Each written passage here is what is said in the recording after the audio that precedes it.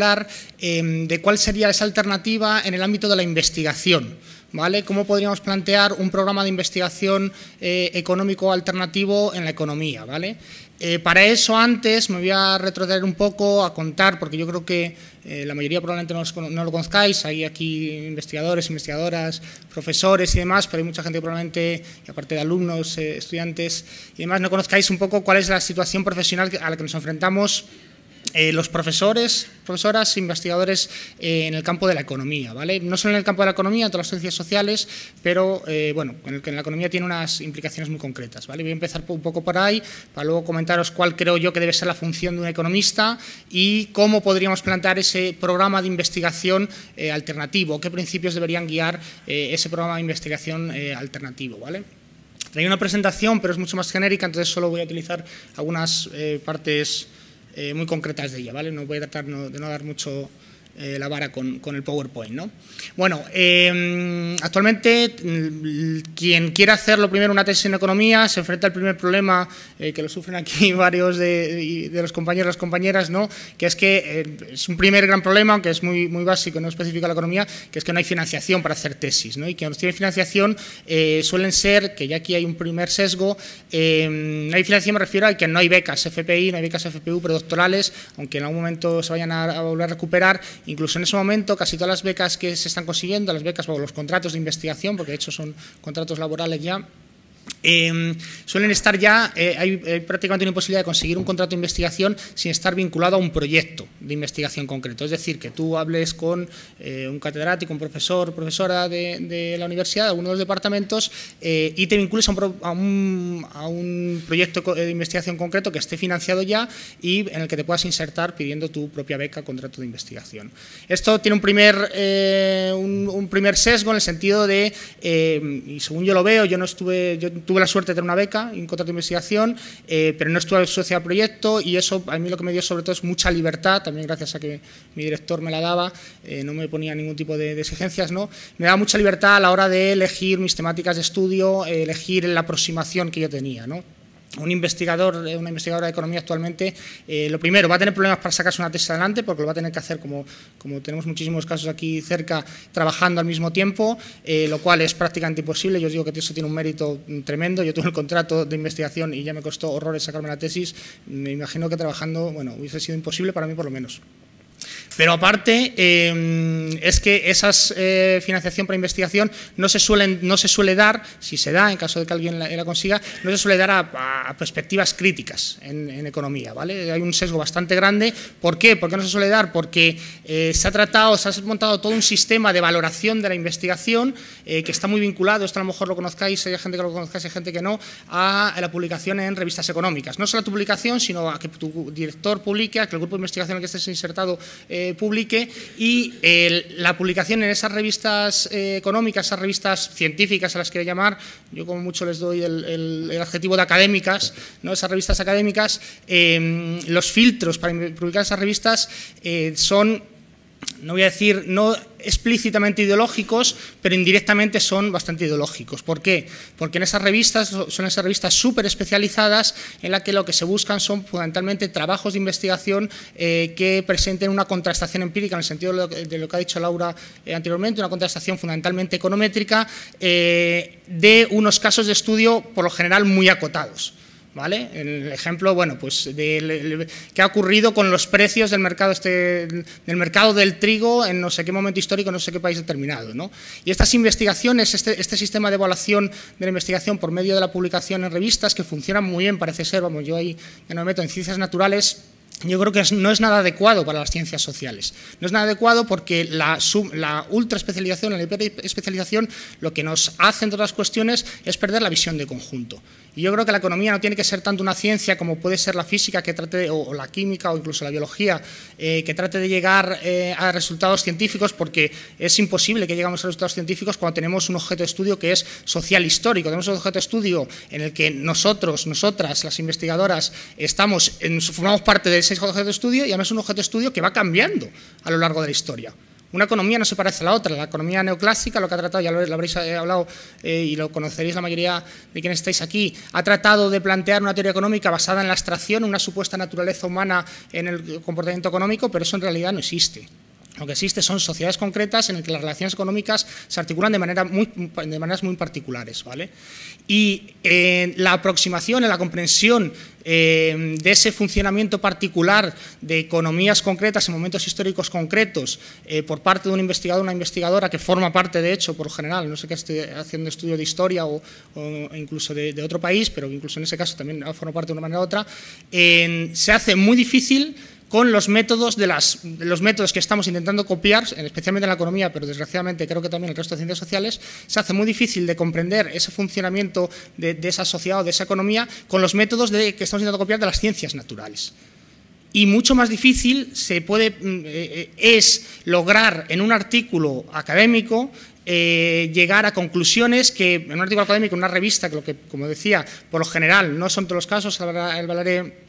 Hay muchísimas excepciones, pero por lo general esas revistas lo que piden, como decía antes, son contrastaciones empíricas de estudios de caso muy concretos. Es muy difícil que de estudios de caso tan concretos que por lo general uno elige el estudio de caso porque ese estudio de caso tiene datos suficientes como para que el estudio econométrico te vaya a salir un resultado, no sé si relevante, pero significativo estadísticamente, ¿vale? Es muy difícil que con ese tipo de estudios de caso logremos llegar a una comprensión del funcionamiento, los problemas económicos a los que se enfrenta cualquier sociedad, principalmente la nuestra, ¿vale?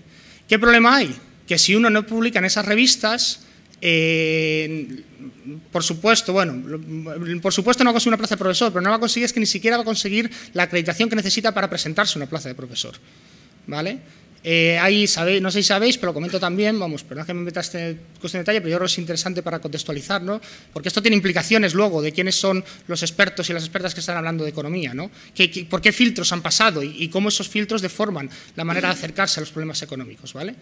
Decía, no sé si sabéis, pero hay una agencia de evaluación, tanto estatal, hay varias agencias de evaluación, la estatal, la NECA y las agencias de evaluación autonómicas, ¿vale? De comunidad autónoma, que son las que evalúan los currículum de los profesores, las profesoras, y determinan si tienen unos méritos suficientes para poder ser profesor de cada una de las categorías que existen: profesor, ayudante doctor, contratado doctor, titular, catedrático, etcétera, etcétera, ¿vale? O profesor de universidad privada, de cualquiera de las categorías que existen, menos profesor asociado, que para ser profesor asociado no hace falta pasar por ese filtro, ¿vale? Pues esas acreditaciones no es solo que tomen como referencia principal, toman como referencia, solían tomar tres cuestiones, ¿no? La experiencia docente, la experiencia investigadora y la experiencia en gestión, es decir, pues si uno ha sido director de departamento o forma parte de los órganos de gobierno de la universidad, ¿no? De la facultad. Esa parte cada vez está menos tomada en cuenta, también a veces se toma en cuenta la experiencia profesional, depende de los criterios de cada una de las áreas de evaluación, pero fundamentalmente lo que se toman en cuenta son las horas docentes, quizá las encuestas de los alumnos que han hecho al profesor, las alumnas, y sobre todo la experiencia investigadora. ¿Y cómo se mide esa experiencia investigadora? Pues en número de artículos publicados en esas revistas científicas de las que os he hablado antes. Esas revistas científicas tienen, como os decía, el problema de que suelen pedir contrastaciones econométricas, pero el segundo problema que tienen es que son revistas científicas de objetos de estudio muy acotados, ¿vale?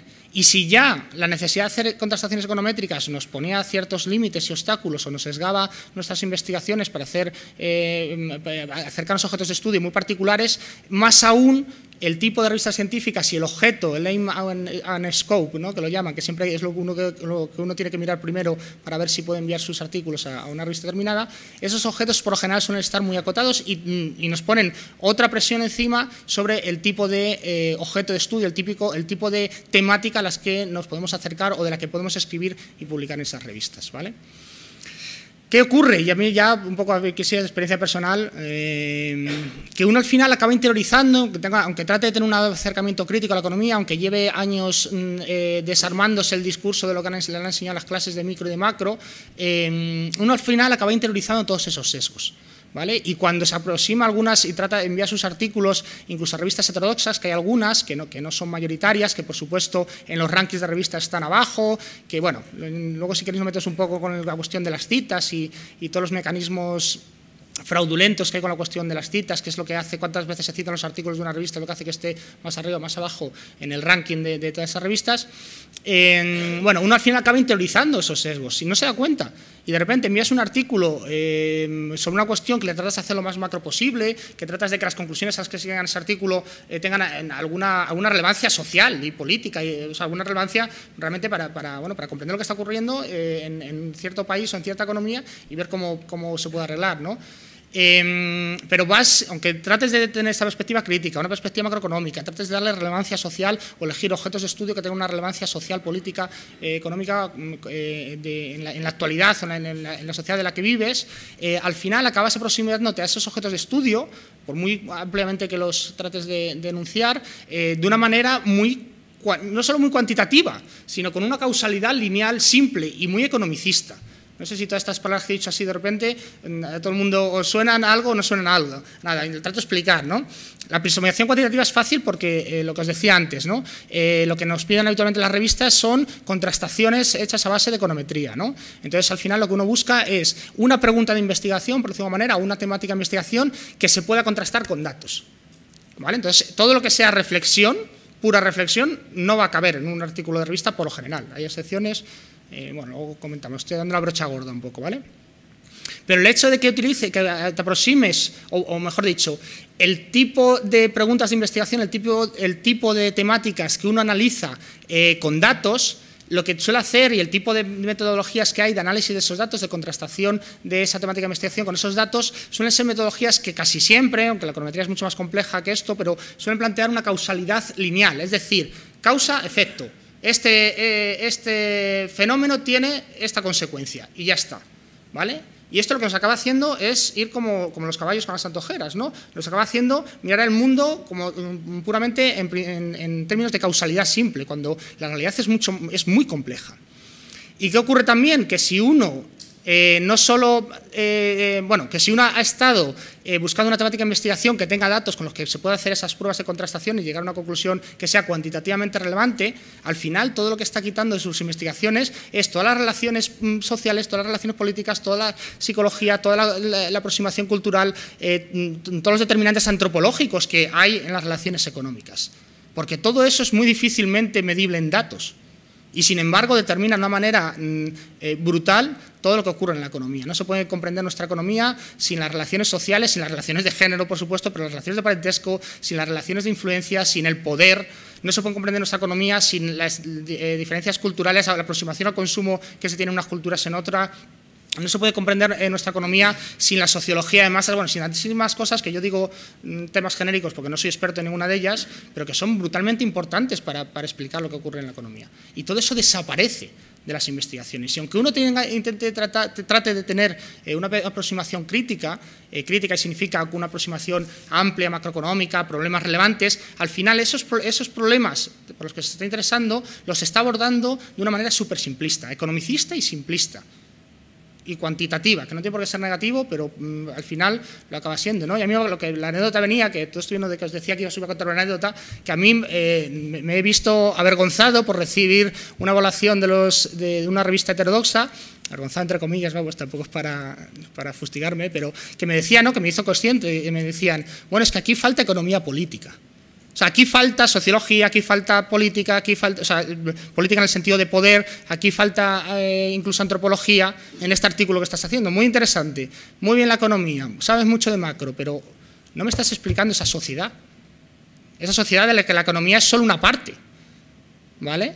Y en ese momento, ya claro, desde ese momento trato de hacer las cosas de otra manera, pero es que es muy difícil porque hay muy pocas revistas que te exijan esta aproximación de economía política, ¿vale?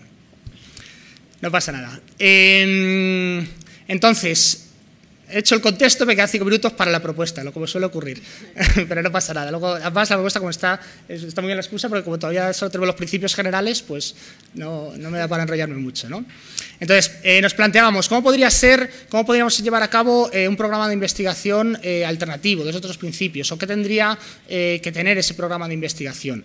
Pues bueno, a mí me gusta mucho una cita de Joan Robinson, que la citamos, bueno, la cita habitual que siempre se pone es la de que la principal razón para estudiar economía es no ser engañado por los economistas, también la principal razón para investigar economía es no ser engañados por los economistas, pero luego cuando ella se pone bueno, no me da tiempo a contar la historia de Ian Robinson, pero es interesantísimo. Hubo un momento que en Estados Unidos hubo una lucha entre corrientes heterodoxas y ortodoxas de pensamiento económico, y era la abanderada de esa corriente heterodoxa, fundamentalmente poskeynesiana, pero abanderada en realidad de algo mucho más amplio que el poskeynesianismo, ¿no?